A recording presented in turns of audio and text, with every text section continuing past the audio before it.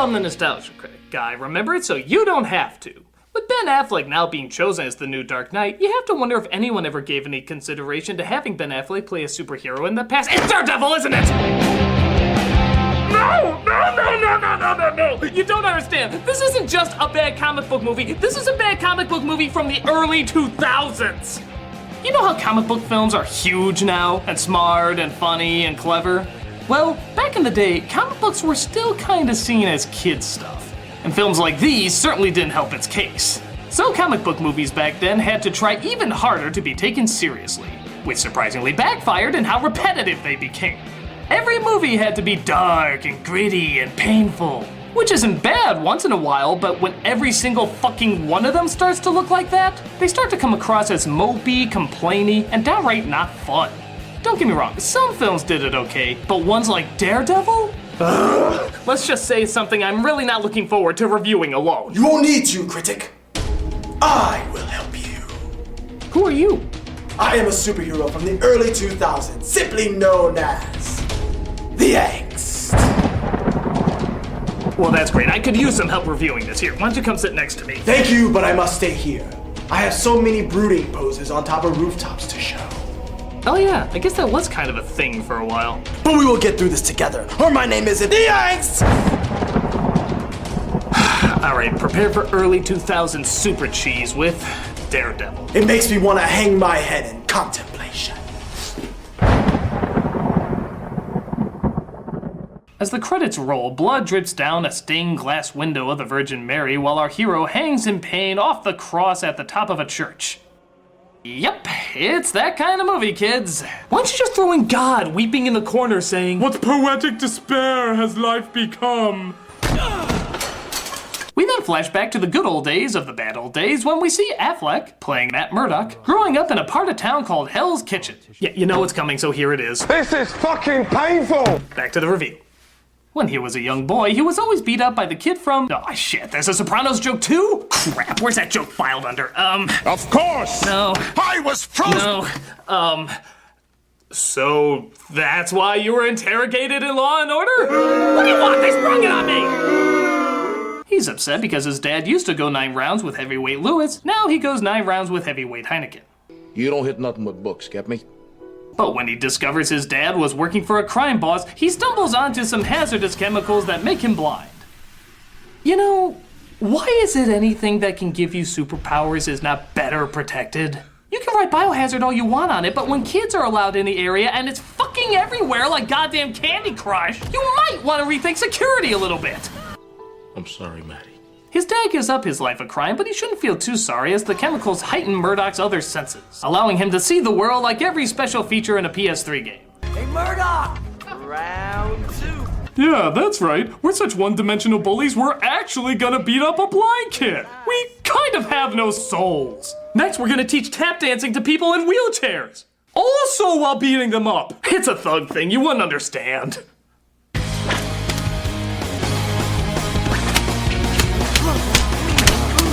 Oh no, he has a cane! All I can do is just stand here and take it, I guess. He's even become so good that he can even tell when his father is losing a fight. Come on, Dad! Come on, Dad, get up! So wait a minute. His powers are so good he can hear punches over a screaming crowd and he can take on bullies all by himself? Oh yes, superpowers can do that. I'm actually completely deaf. You are? Yes, chemical liquid goo made me lose all my hearing, but it also gave me super listening powers as well. So there's totally no point to you being deaf then?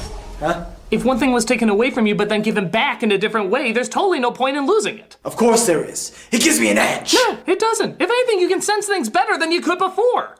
Look at our hero. He doesn't even need the stick. Not only is he a better fighter than most, but he's pointing out when to cross the street better than mandatory cameos can. So the disability is totally pointless. In fact, it's almost like you don't even have a disability. Well, I also broke my arm. Did you get it fixed? Maybe. Then it doesn't matter! It doesn't impact anything with your character! I am the Angst! Does a gush of wind ever just push you off a building? Not yet.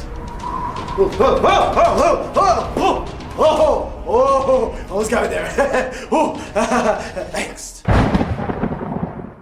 So because his father doesn't throw the fight, he's killed by a bunch of thugs, with the final punch being given by a villain called the Kingpin, who leaves a rose with all his victims because it'll leave no trace that way?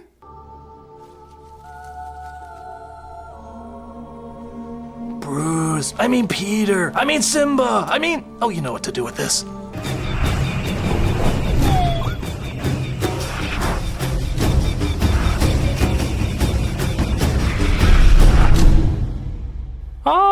Hi audience. The director has decided to hold on me for a bit.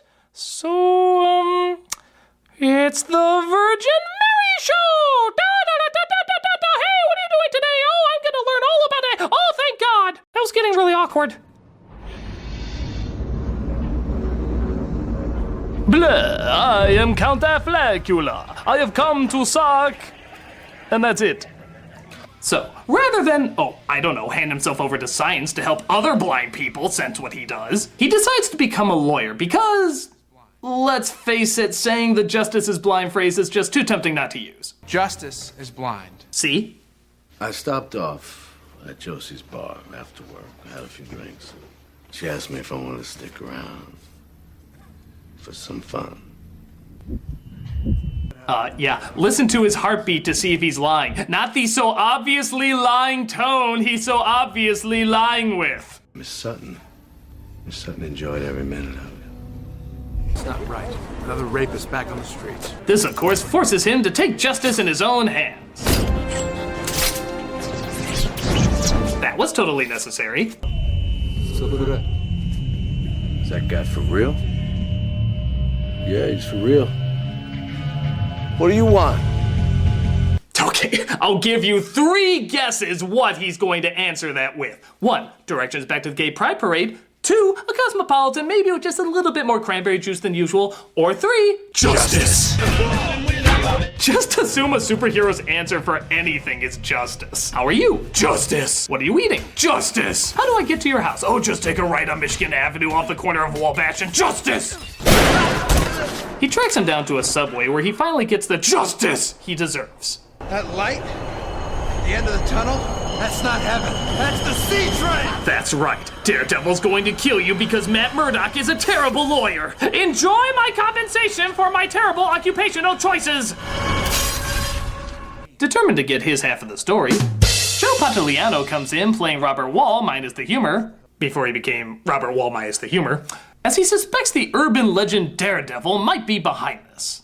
Are you here to confirm that Daredevil is responsible for this, Detective? There is no proof that your so-called Daredevil was involved, nor that he even exists. Got it? Now let me bask in how weaselly and stuck up I am, as I know for a fact that I will in no way be contradicted at all. Whoa! Got it. You know, that's not exactly the most obvious or safest calling card. Say they didn't see that gasoline on the floor, like most people wouldn't. What if another subway rider was just waiting for a train while smoking? Who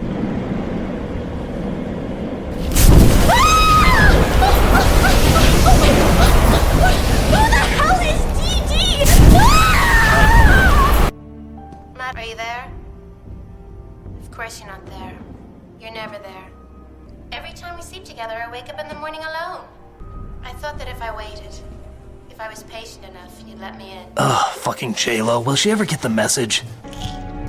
After chewing his pills, because that's what hardcore people do, he goes to confession as the priest is apparently the only one who knows his secret. Forgive me, Father, for I have sinned. For I am making Daredevil. Your penance is 10 years obscurity. Do 1 Argo, 1 Gone Girl, and maybe one day you will be Batman. Eyewitnesses say that Casada was singled out by the demonic vigilante. He then meets up with his partner, played by John Favreau, clearly taking notes on how not to direct a superhero movie. Mr. Lee, he made his first payment. He paid in fluke. What? Where? Front door. Not yet, soon. Ah, yes. Those chemicals also gave him super sniffing through glass, able to detect attractiveness, and not just a really nice perfume powers, too. It's a strange cross to bear. This, of course, is Jennifer Garner, who doesn't seem to grasp that love is blind. Hey, you know what the film thought of that joke? They would have said it. I didn't get your name. I didn't give it. I tell you, some people have no compassion for the handicapped. No, she left because he was Ben Affleck. Though I guess in some respects that's kind of a handicap. What do you want? I just wanted to get your name. He follows her outside to get her name, but... Oh, I can't even explain it. Just watch.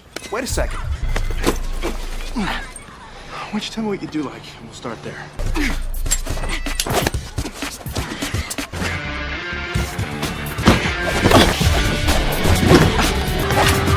Okay, so where do I begin with this? First of all, I think she's making it pretty clear she's not interested in your stalker ass. If she wanted, she could call the cops on you for being a creeper and grabbing her. But nah, it makes much more sense to fight him, which leads to the second and most obvious problem. She's fighting a blind guy! She doesn't know he has super senses, and neither does anyone else, so really, what is there to gain? If you lose, you got beaten by a blind guy. Pretty pathetic. But if you win, congrats! You beat the shit out of a fucking blind guy! How does anyone come out looking good in this scenario? My name's Electra Nachos. No, really, what's your name? That so obviously can't be it. My name's Electra Nachos. Yes, you should meet my other parents with obvious real names. Anastasia Steele and Harvey Manfred Jessenden. So Murdoch and Electric Nacho seem to hit it off as they go strolling together. How'd you learn how to fight like that? My father, he had me study with a different sensei every year since I was 5 years old. Sounds like you wanted to turn you into some kind of a warrior. No, just not a victim. Which is clearly all I am if I don't learn how to kick ass. He's very equal that way. Watch your step. Oh, thank you. I didn't even... Wait. How'd you do that? Oh, now you're asking how the fuck he sees stuff? Because that shit back there, I've seen Ray Charles do that on fucking Pepsi commercials. I want you to create a paper trail.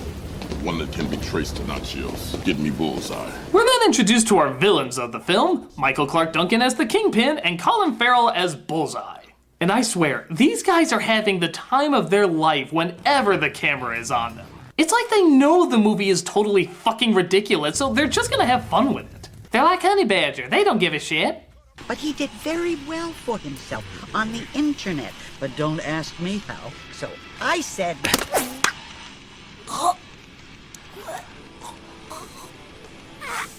Oh my god, I swear if Nicolas Cage was a drug, he smoked 2 bags worth. Oh, she's sleeping. Can I get you anything before we land? More peanuts? Please.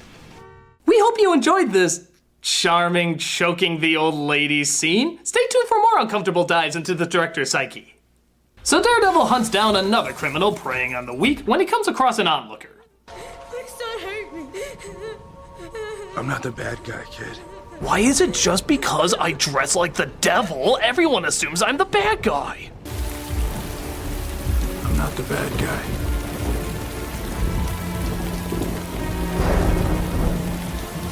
I'm not.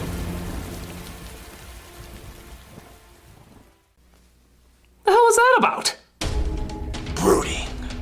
Brooding. Yes, every early 2000s superhero has a moment where he has to stare into the distance to think. Yeah, but those other superheroes usually have something to think about. He scared a kid because he was beating up a bad guy. How does that make him question himself? We don't need a reason. We just need to brood. Ah, Jesus, who are you? I am Eggstein. My God, where did you learn karate? My father didn't want me to be a victim. I'm amazed! You do know women learn martial arts all the time, right? Impossible. Clearly, there must be some strange reason why. No, a lot of women, just like men, take it up just because they want to take it up. That's crazy! That's got to be a reason why! Like her father was trying to protect her, or her father was secretly a spy, or her father always wanted a son! Or maybe her mother played a part somehow. That's a good one. Yeah, in between picking flowers or not being dead. These are real. I'm just saying, a woman learning martial arts isn't as rare as you think it is. Well, how else can we pretend she's unique when she's clearly not? I don't know. I just need a break from these early 2000 cliches. Very well. Eggstein, we draw closer to the third act. You know what that means. Sexy cry? Sexy cry. Okay. I'm so tortured. Don't ever be heroes, kids.